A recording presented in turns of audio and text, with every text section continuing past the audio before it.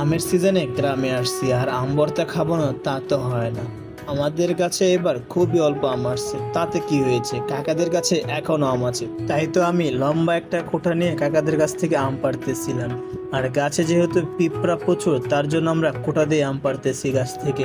তো দেখতে দেখতে আমি বেশ কিছু আম পেড়ে ফেলে আম পাড়তেছিলাম আর ভিডিও করতেছিলাম, কারণ আমরা বাড়ির সবাই মিলে আনন্দ সহকারে আম ভর্তাটা বানাবো। তো এই গাছ থেকে আম পাড়া শেষ হওয়ার পর আমরা চলে যাচ্ছি অন্য একটা গাছে, সেটা হচ্ছে দাদাদের গাছ। আর দাদাদের কাছ থেকে এবার আম পাড়বো।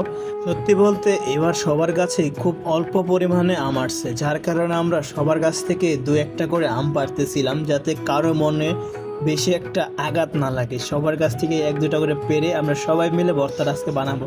তো আমি গাছের উপর অলরেডি আমার কাকাকে উড়িয়ে দিয়েছি, আর কাকা গাছে ওঠা মাত্রই দেখে দেখে ভালো আমগুলো পারতেছিল। সত্যি বলতে এবার বাড়ির সকল গাছে খুবই অল্প পরিমাণে আম আসছে, তার জন্য আর কি বেশি একটা আম গাছে নেই।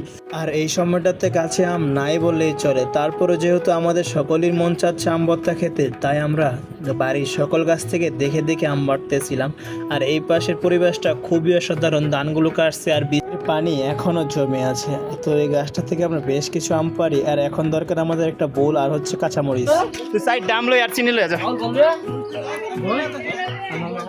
বলকো ফলনি আনছি ফলনি আনতাছি তুই বল আর চিনি লই যা চিনি আর সাইড ডাম লই আমার কয়েকটা লাগবে বেশি হলে বানাই এটা বলাবেন কি টাকাটা চিনি আছে সব রকম আম লই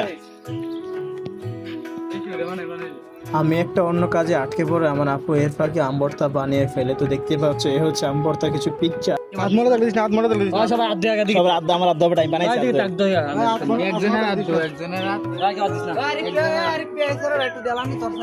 এটা ফাঁকা আমতে যে কেউ একজনের হাত সবাই এক জায়গা থেকে সবাই তাও কারণ একটু মোহ দিছি না কি রে মা আজের একটা ভিডিও যা স্মৃতি হিসেবে রেখে দেওয়ার জন্য আমি আপলোড দিচ্ছি।